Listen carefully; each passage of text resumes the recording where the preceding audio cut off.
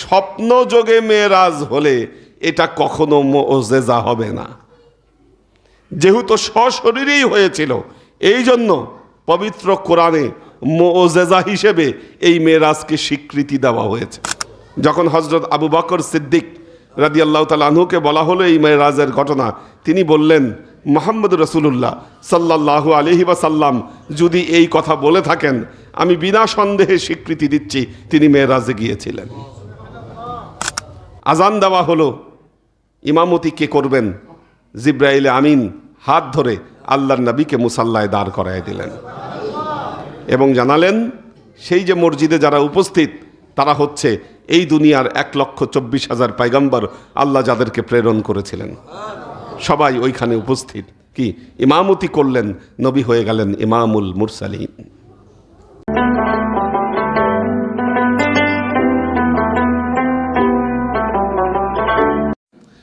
আলহামদুলিল্লাহি রাব্বিল আলামিন আল মালিকিদ দাইয়ান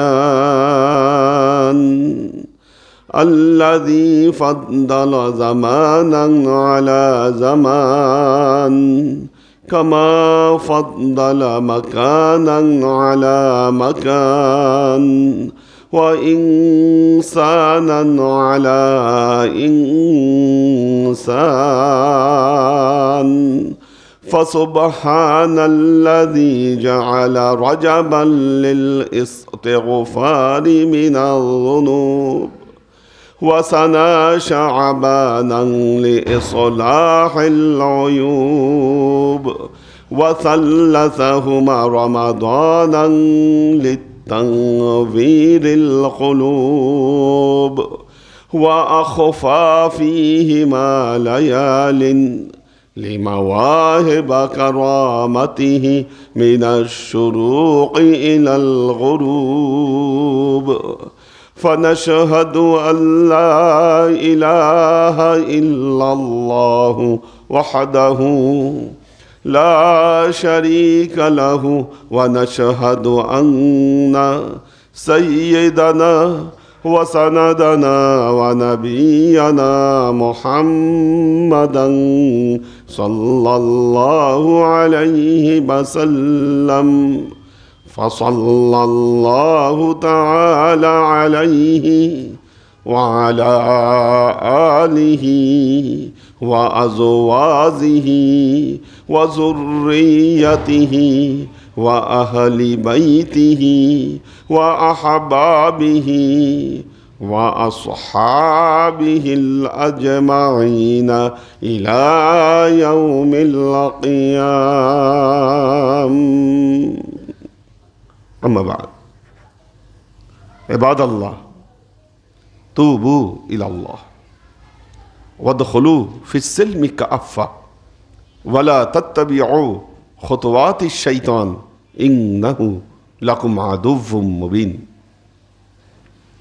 ولتنظر نفس ما قدمت لغد واتقوا الله إن الله خبير بما تعملون. عباد الله واعلموا أن هذا الشهر رضب الله الحرام هذا أوان من يريد أن نمي البركة ومن يريد أن يتوب. وفيه عرض رسول الله صلى الله عليه وسلم إلى السماء الدنيا كما قال تعالى فسبحان الذي أسرى بعبده ليلا من المسجد الحرام إلى المسجد الأقصى الذي باركنا حوله لنريه من آياتنا إنه هو السميع البصير. وقال وهو بالأفق الأعلى ثم دنا فتدلى فكان قاب قوسين أو أدنى فأوحى إلى عبده ما أوحى.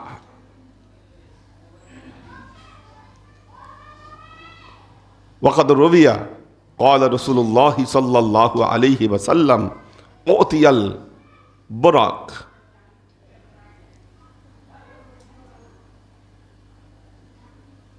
দুনাল বাগাল ওয়া ফাওকাল হেমার ফারাখিবতু মা জিব্রাইল ওয়া ইসআদু ইলা বাইতুল মুকাদ্দাস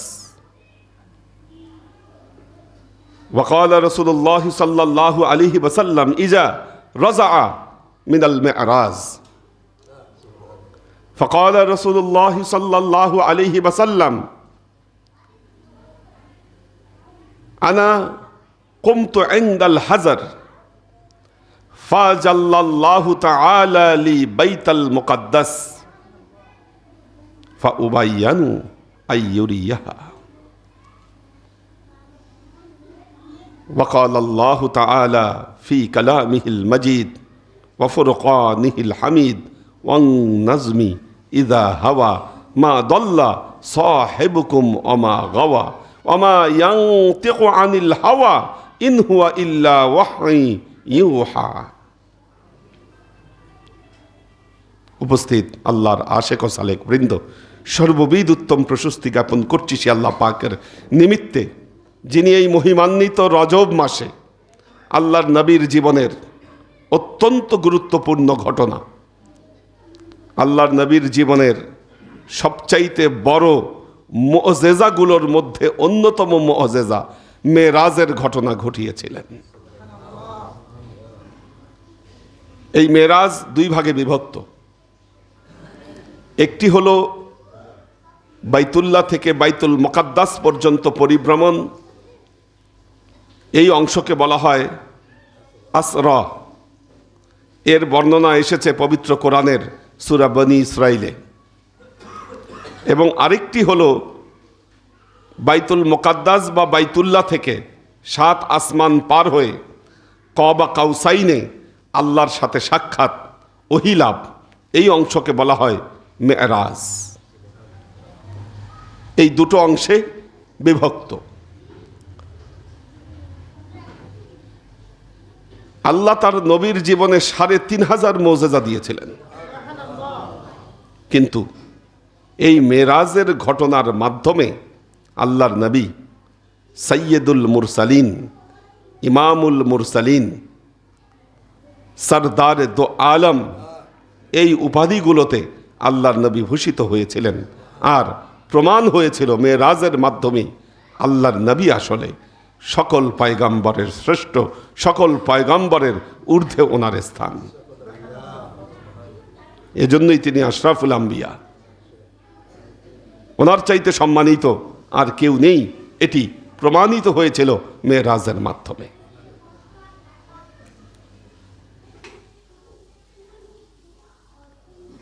যখন আল্লাহর নবী এই ঘোষণা দিলেন, আমি এক রাতের মধ্যে বাইতুল্লাহ থেকে বাইতুল মুকাদ্দাস পর্যন্ত ভ্রমণ করেছি, যেই যুগে গাড়িও নাই, কি চাকাওয়ালা কোনো বাহনও নাই, সবচাইতে দ্রুতগামী বাহন ঘোড়া, আর বাহন বলতে আছে সমুদ্র, এই মরুভূমির জাহাজ, উট, এছাড়া আর কোনো বাহনও নাই। এই সময়ে আল্লাহর নবী ঘোষণা দিলেন, আমি এক রাতের মধ্যে বাইতুল্লাহ থেকে বাইতুল মুকাদ্দাস গিয়েছি, তারপর 7 আসমান পার হয়ে আল্লাহর সাথে সাক্ষাৎ করে আমি আবার ফিরে এসেছি। যখন ফিরে আসলেন, এত বড় ঘটনার পর আল্লাহর নবী যে ওযু করেছিলেন, ওযুর পানি গড়িয়ে পড়ছে তখনও। এরকম একটি ঘটনা বিশ্বাস করা সবার পক্ষে কঠিন হয়ে গিয়েছিল। কিভাবে সম্ভব এক রাতে বাইতুল্লাহ থেকে বাইতুল মুকাদ্দাসে পরিভ্রমণ? অনেকেই বলল এটা সম্ভব না। কি অনেকেই বলল এটা সম্ভব না, যদি এটা হয়েও থাকে তাহলে স্বপ্ন যোগে হয়েছে। আচ্ছা, স্বপ্ন যোগে আপনিও অনেক জায়গায় যেতে পারেন, কি স্বপ্ন যোগে আপনিও বহু জায়গায় যেতে পারেন। স্বপ্ন যোগে মেরাজ হলে এটা কখনো মুঅজিজা হবে না, যেহেতু সশরীরেই হয়েছিল। এই জন্য পবিত্র কোরআনে মুআজিজা হিসেবে এই মেরাজকে স্বীকৃতি দেওয়া হয়েছে। আজকেও কিছু মানুষ এটা নিয়ে বিতর্ক করে, মেরাজ কি আসলে সশরীরে হয়েছিল না স্বপ্নযোগে হয়েছিল। যখন হযরত আবু বকর সিদ্দিক রাদিয়াল্লাহু তাআলা আনহুকে বলা হলো এই মেরাজের ঘটনা, তিনি বললেন, মুহাম্মদ রাসূলুল্লাহ সাল্লাল্লাহু আলাইহি ওয়াসাল্লাম যদি এই কথা বলে থাকেন, আমি বিনা সন্দেহে স্বীকৃতি দিচ্ছি তিনি মেরাজে গিয়েছিলেন। এই মেরাজের ঘটনা নিয়ে মুসলমানদের মধ্যে কিছু লোক বেঈমান হলো, কাফের হলো, আবার কিছু মানুষ ইমানদার হিসাবে আল্লাহর কাছে বিবেচিত হলো। কি বলেছিলেন আল্লাহর নবী, আসলে কি ঘটেছিল? আল্লাহর নবী ওই দিন হাতিমে শুয়েছিলেন। হাতিম আপনারা দেখেছেন, কাবা ঘরের বর্ধিত অংশ, যেটা একসময় বাইতুল্লাহর ভেতরে ছিল, কিন্তু যখন পুনর্নির্মাণ করা হয় তখন ওই অংশটাকে ছেড়ে বাইতুল্লাহ নির্মাণ করা হয়। আল্লাহর নবী সেখানে শুয়েছিলেন। রাত্রিবেলায় হঠাৎ জিব্রাইলে আমিন এসে আল্লাহর নবীর ঘুম ভাঙালেন, ধরে নিয়ে গেলেন জমজম কুয়ার কাছে, বুক থেকে নাভি পর্যন্ত চিরে ফেললেন। 1450 বছর আগে আল্লাহর নবী যখন এই ঘটনাগুলো বর্ণনা করেছিলেন, প্রত্যেকেই বলেছিল এটা কি সম্ভব, বুক থেকে নাভি পর্যন্ত চিরে ফেলবে আবার জোড়া লাগাই দিবে, এটা কি সম্ভব কিনা। কি এখন দেখেন আমাদের সমাজে অহরহ মানুষের ওপেন হার্ট সার্জারি হচ্ছে, কি বুক থেকে নাভি পর্যন্ত চিরে ফেলতেছে, আবার সেটাকে জোড়া লাগাই দিচ্ছে, আমরা বলতেছি ওপেন হার্ট সার্জারি হয়েছে। কি আধুনিক সভ্যতায় এসে মেরাজকে বিশ্বাস করা যত সহজ, কি কিন্তু ওই সময়ে মেরাজকে বিশ্বাস করা এত সহজ ছিল না সাহাবাদের জন্য। সামিআনা ওয়া আতানা, কি নবী বলেছেন বিশ্বাস করেছি, এটাই তো ঈমান। যুক্তি তর্কের ঊর্ধ্বে যারা যুক্তি দেখাইতে চাইল তারা বেঈমান হয়ে গেল। কি এজন্য মনে রাখবেন, যুক্তিতে মুক্তি মিলবে না। মুক্তি পেতে গেলে সকল যুক্তির উপর আপনাকে সমর্পণ করতে হবে। আল্লাহ নবীর বুক থেকে নাভি পর্যন্ত চিরে ফেললেন, ভেতরে যা কিছু ছিল বের করে নিয়ে আসা হলো। একটি স্বর্ণের পাত্রে কিছু জিনিস ছিল, সেখানে ধৌত করে আবার যথাস্থানে লাগিয়ে এটাকে আবার লাগিয়ে দেওয়া হলো। এরপর আল্লাহ নবী বললেন, ফা উতিয়া দাব্বা, একটা প্রাণীর কাছে নিয়ে আসা হলো আমাকে। ফাউকাল হেমার ওয়া দুনাল বেগল, বলতেছে ওই প্রাণীটা গাধার চেয়ে বড়, ঘোড়ার চেয়ে ছোট। ওয়াহু আল বোরাক, আবার তার নামকরণ করা হয়েছে বোরাক। এখানে দুইটা জিনিস খেয়াল করবেন, আমাদের আধুনিক যে ফাইটারগুলা থাকে, কি আধুনিক ফাইটার জেট, ওগুলা কিন্তু বড় থাকে না, ছোট ছোট থাকে। কি তার মানে বোঝা গেল এমন এক বাহন নিয়ে আসছে আল্লাহ নবীর জন্য, ওইটা একটা রকেটের মতো।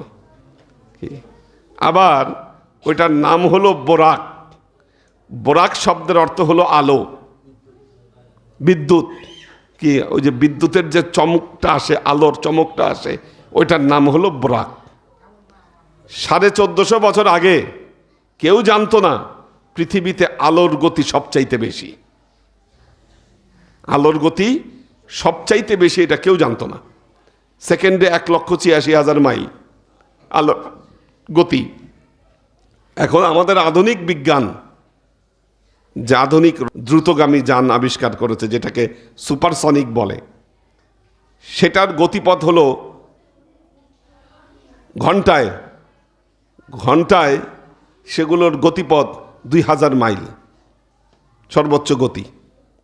যেগুলো সুপারসনিক ফাইটার 2-2,500 মাইল, এর উপরে পারে নাই, শব্দের গতিতে চলে সেগুলো। কিন্তু আল্লাহ তার নবীর জন্য যেই বাহন পাঠিয়েছিলেন ওটা আলোর গতিতে চলতে সক্ষম। কি ঘন্টায় 2,500 মাইল আর সেকেন্ডে 1,86,000 মাইল। আপনি হিসাব করে দেখেন। কি আল্লাহ নবীকে সেই বাহনে চড়ানো হলো, রওনা দিল। আল্লাহ নবী বললেন, দিগন্তের দৃষ্টিসীমা যত দূর যায় এই বাহন এক লাফে তত দূর চলে যাচ্ছিল। 3টা জায়গায় যাত্রা বিরতি হলো। প্রথম এক জায়গায় আল্লাহ নবীকে নামালেন, নাখলা, ওই জায়গার নাম, মানে আল্লাহ নবী বললেন হাদিসের বর্ণনায় যে খেজুর গাছ পরিবেষ্টিত ছিল। সেখানে জিব্রাইল আমিন যাত্রা বিরতি করলেন, আমাকে 2 রাকাত নামাজ আদায় করতে বললেন, আমি নামাজ আদায় করলাম। জিব্রাইল আমিন জানালেন এই জায়গার নাম হলো ইয়াসরিব, আপনি কয়েকদিন পরে এখানে হিজরত করবেন এবং তখন এর নামকরণ করা হবে মদিনাতুন নবী, আমাদের এখন মদিনা মুনাওয়ারা যেখানে। দ্বিতীয় আরেক জায়গায় যাত্রা বিরতি করলেন, ওই জায়গায় কেমন ছাই ছাই ছিল, সেটা হলো তুরে সাইনা, তুর পাহাড়। কি তৃতীয় আরেক জায়গায় যাত্রা বিরতি করা হলো, ওটা হলো বাইতুল্লাহাম, যেটাকে বেথলহাম বলে, হযরত ঈসা আলাইহিস সালামের জন্মস্থান। কি ওখানেও 2 রাকাত নামাজ আদায় করালেন। এরপর আলেমে বারজাখের অনেক দৃশ্য আল্লাহ নবীকে দেখানো হলো। এর বর্ণনা সহিহ বুখারীতেও আসছে, আলেমে বারজাখের বিভিন্ন দৃশ্য। এটা দীর্ঘ বর্ণনা, ওইদিকে যাচ্ছে না। এরপর বাইতুল মুকাদ্দাসে আল্লাহ নবীকে নিয়ে হাজির করা হলো। দেখলেন অনেক যানবাহন ওখানে আগে থেকেই। নির্দিষ্ট স্থানে বোরাককে থামালেন, মসজিদের ভেতরে প্রবেশ করলেন, দেখলেন পুরো মসজিদ ভরা মানুষ। বাইতুল মুকাদ্দাস পরিপূর্ণ। আজান দেওয়া হলো, ইমামতি কে করবেন? জিব্রাইল আমিন হাত ধরে আল্লাহর নবীকে মুসাল্লায় দাঁড় করায় দিলেন এবং জানালেন সেই যে মসজিদে যারা উপস্থিত তারা হচ্ছে এই দুনিয়ার 1,24,000 পয়গম্বর আল্লাহ যাদেরকে প্রেরণ করেছিলেন, সবাই ওইখানে উপস্থিত। কি ইমামতি করলেন, নবী হয়ে গেলেন ইমামুল মুরসালিন, কি সমস্ত মুরসালিনদের ইমাম। কি 2 রাকাত নামাজ আদায় করার পরে সবাই সবার পরিচয় দিল।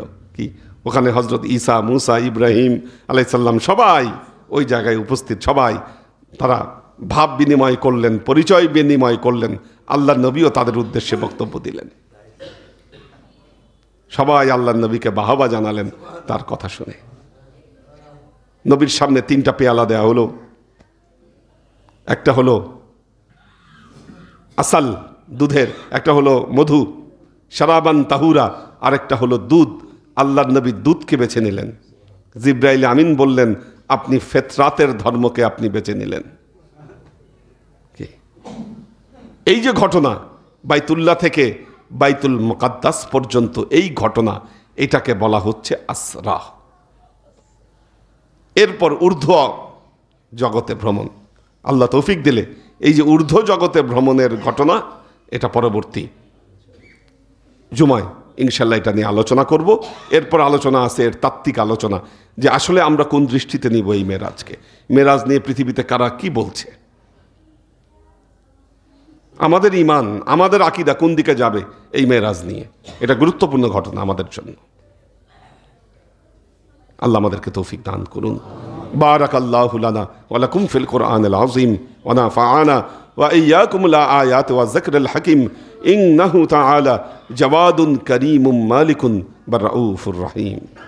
আলহামদুলিল্লাহ আলহামদুলিল্লাহি রাব্বিল আলামিন আল মালিকিদ দাইয়ান الذي فضل زمانا على زمان كما فضل مكانا على مكان وإنسانا على إنسان فسبحان الذي جعل رجبا للاستغفار من الذنوب وثنى شعبانا لإصلاح العيوب وثلثهما رمضانا للتنوير القلوب وأخفى فيهما ليال لمواهب كرامته من الشروق إلى الغروب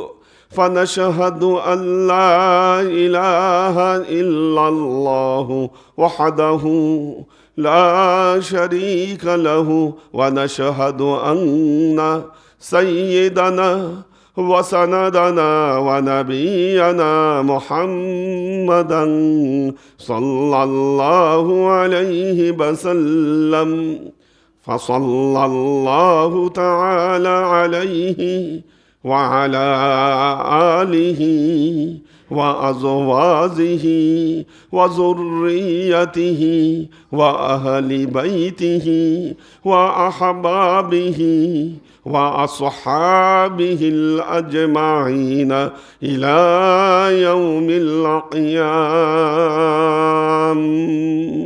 أما بعد عباد الله توبوا إلى الله وادخلوا في السلم كافة ولا تتبعوا خطوات الشيطان إنه لكم عدو مبين ولتنظر نفس ما قدمت لغد واتقوا الله إن الله خبير بما تعملون عباد الله واعلموا أن هذا الشهر رجب الله الحرام فيه أريد رسول الله صلى الله عليه وسلم إلى السماء الدنيا عباد الله فاتعظوا بنصيحتي كما أخبركم الآن بخطبتي بارك الله لنا ولكم في القرآن العظيم ونفعنا وإياكم الآيات والذكر الحكيم إنه تعالى جواد كريم مالك بالرؤوف الرحيم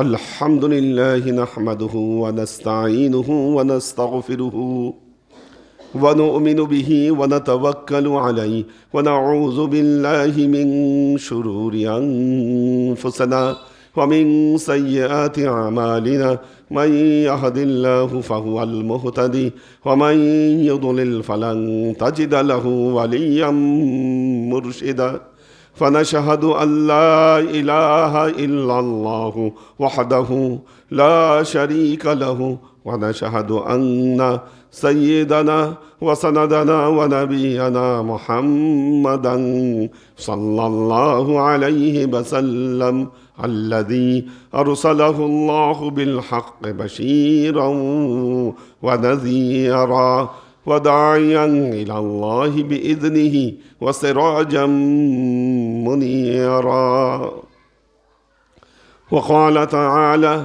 إن الله وملائكته يصلون على النبي يا أيها الذين آمنوا صلوا عليه وسلموا تسليما اللهم صل على محمد وعلى آل محمد كما صليت على إبراهيم وعلى آل إبراهيم إنك حميد مجيد اللهم بارك على محمد وعلى آل محمد كما باركت على إبراهيم وعلى آل إبراهيم إنك حميد مجيد اللهم صل وسلم ورحم وبارك على سيدنا ونبينا وشفيعنا وحبيبنا وقرة أعيننا محمد صلى الله عليه وسلم وعلى آله وأزواجه وذرياته وأهل بيته وأحبابه وأصحابه الأجمعين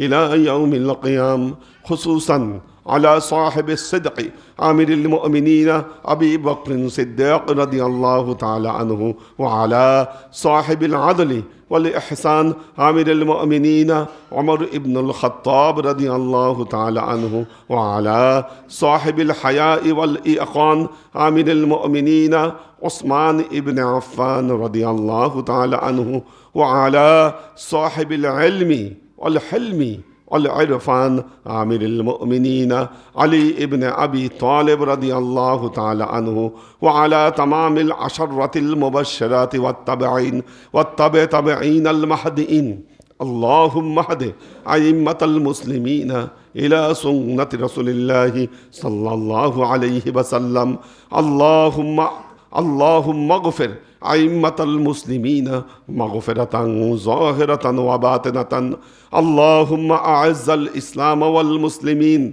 اللهم أت أئمة المسلمين فلاحا عظيما اللهم انصر من نصر دين محمد صلى الله عليه وسلم واجعلنا